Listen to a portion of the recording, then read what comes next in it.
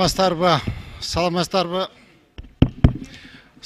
урматтуу депутаттар, урматтуу Талант Турдубаматович, Алмаз Ахунжанович. Теңгиз Бөлтүрүк возомнил себя ханом. Господин Теңгиз Бөлтүрүк, перед законом все равны.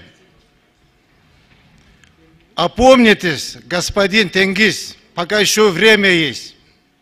Кто вам дал право народные деньги налево-направо тратить? Это народные деньги. Опомнитесь, господин Теңгиз. Если не остановитесь, вы скоро сядете в тюрьму. По вас тюрьма плачет. Вы скоро, разорив холдинг, убежите в Запад. Урматтуу депутаттар, кече мына барыңызга белгилүү болгондой, мен выступление жасагандан кийин алар официально опровержение беришти. Мен айткам 1600 метр квадрат алыптыр кумтор деп. Жок, биз 5000 квадрат алдык деп жатат. 5000 квадрат. 5000 квадрат деген, урматтуу депутаттар, шаардын так центринде 1 квадраты $20. Bir ayına 100.000 dolar arenda төлөйт. 12% НДС'i var. 5.000 dolar коммунальный услугасы бар. Ошондо общей сложности 120.000 доллар төлөп атат арендага. То есть сомго которгондо 10 миллион сом төлөп атат. Урматтуу депутаттар, ошон үчүн Теңгиз Бөлтүрүктү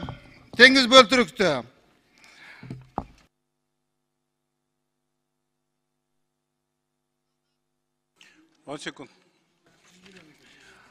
Айына 10 миллион, bir жылда 120 миллион сом төлөйт. Урматтуу депутаттар, ушуну урматтуу төрага, урматтуу Алмаз Ахунжанович, ушуну эске алып, урматтуу Акылбек Сөнбековичке, Генеральный прокуратурага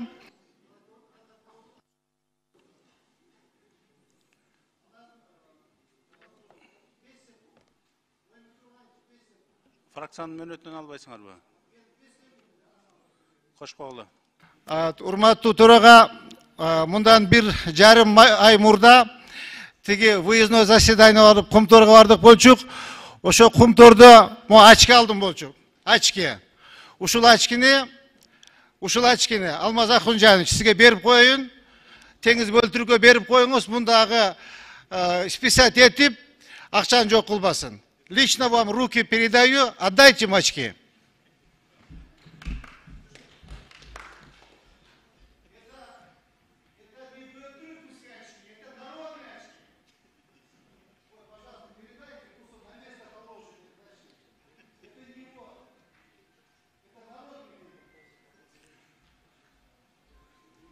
Рахмат.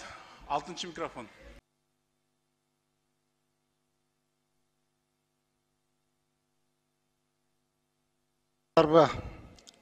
Урматтуу кесиптештер, жана убакыт абдан тар болуп калды, жакшы угулбай калды окшойт. Мен Алмаз Ахунжановичке ачки бердим. Бул эмне болгон ачки деп депутаттар сурап жатат. Бул ачки мындан 1,5 ай мурда фракциянын көчмө жыйыны болуп Кумторго барганбыз. Ошол Кумторго барганда ачки берген. Ошол ачкини мен кайтарып коюуну туура көрдүм. Бул мамлекеттин акчасына алынган ачки. Бул Теңгиз Бөлтүрүктүн чөнтөгүнөн бир тиын кеткен эмес. Ошон үчүн ачкини кайтарып коюуну чечтим. Урматтуу Алмаз Ахунжанович, ачкини бердим. Сизден сураныч кичипейилдикке Теңгиз Бөлтүрүккө берип коюңуз, пусть он на место положит. А то дагы бул ачкинда чыгымдап салбасын. Урматтуу кесиптештер, мен депутат болом деп абдан көп чуркадым. Бирок тагдыр насип экен, депутат болуп шайланбай 15-20 жылда жүрүп калдым. Кээ бир белгисиз, белгилүү себептер менен депутат болбой шайланбай жүрдүм. Мына Аллах Таалам насип кылган экен, депутат болуп шайландым. Депутат болуп шайланыш абдан кыйын экен. Бирок депутат болуп иштеш андан да оор экен. Элдин жүгүн тартыш, эл менен чогуу болуш, эл менен бирге болуш абдан кыйын экен.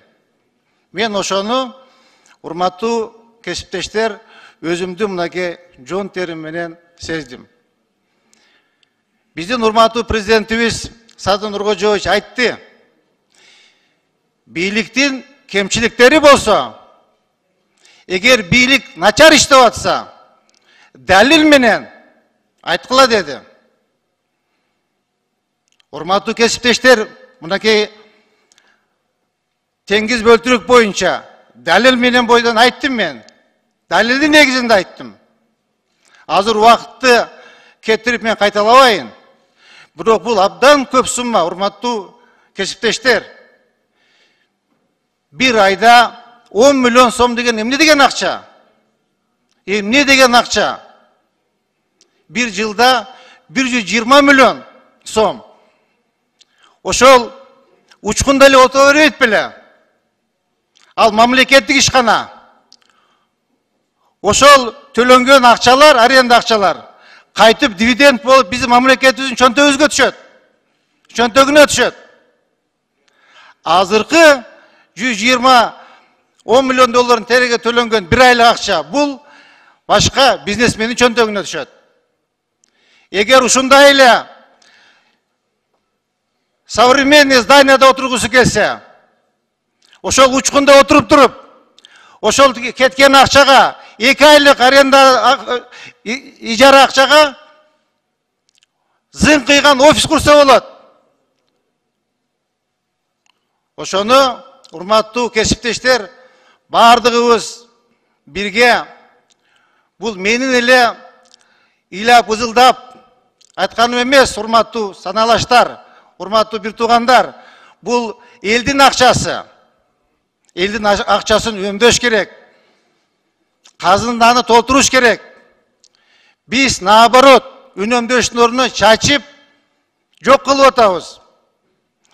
Мына өткөндө мен Акылбек Үсөнбекович менен жолугуп сүйлөшүп калдым. Урматтуу депутаттарга жеткирип коеюн деп чечтим. Биз мына быйылкы жылы 203 milyon доллар тышкы карызы төлөп турбуз. Эмки жылы 284 milyon. Андан кийинки жылы 300 milyon.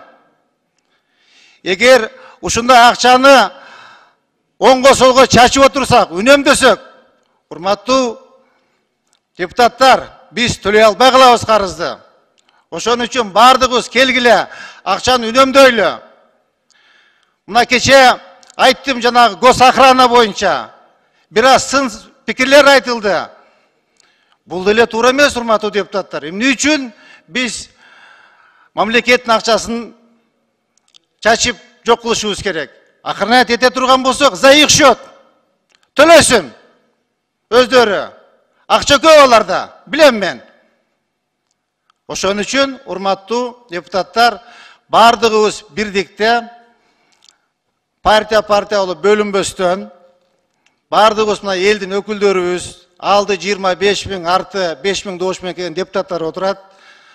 Ошон үчүн, ушу менин сунушумду теңиз бөлтүрүк боюнча колдоп коюңуздарды суранам. Ушул акчаны үнөмдөп калалы.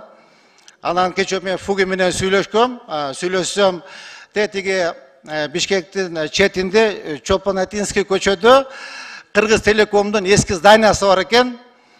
Аянты боюнча 4000 метр квадрат экен. Ошо жака барып отурсун. Ошо жакты оңдоп түздөп отуруп турсун. Анан калганын эгер офис курчудай болсо, офисти бүтүрүп көчүп келишет.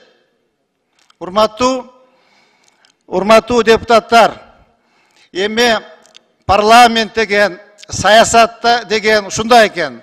Анча-мынча талаш тартыш, каймайт иш болот экен. эме парламенттин турмушу ушундай экен. Мен депутат болуп, мына жаңы шайланып, мурда эми Жогорку кеңеште депутат болуп жүргөм, бирок бул Жогорку кеңештин авырасы эмеси башка экен. Ошон үчүн анча-мынча талаш тартыш болсо, анча-мынча мен бирөө жарандарды капа кылып койсом, мен кечирим сурайм. Ушундай бир парламент ушундай жер экен. Анан эми ушул мен өзүмчө ойлойм, ушу бийликти жамандап эле кокуй булар жаман, начар иштеп жатат, кокуй болбойт дегенден да бир топ алысмын. Урматтуу депутаттар, калыстык үчүн мен бийликтин арыгын чапкан жокмун. Мен бийликтин камчысын чапкан жокмун. Калыстык үчүн айтып коеюн деп чечтим. Урматтуу саналаштар, мына Кумтор мамлекетке өттү. Канча деген президенттер өттү. Ала алган жокко. Аякта чоң интерес бар. Ошон үчүн өткөн жок. Бийликке келген президенттер акырын акчаны алып, сол чөнтөккө салып, коюп срогун узартып жүрүштү. Мынакей Садыр Нуркожоевич келип, мамлекетке өткөзүп берди. Элге иштесин, кыргыз элине иштесин, кыргыз жерине иштесин деп. Кээ бир ошо жерге коюлган жетекчилер ал акчаны үнөмдөштүн ордуна налево направо чачып атат. Андан башка мынакей кредиттер боюнча, оборона боюнча дагы бир топ жумуштар жасалды, урматтуу туугандар.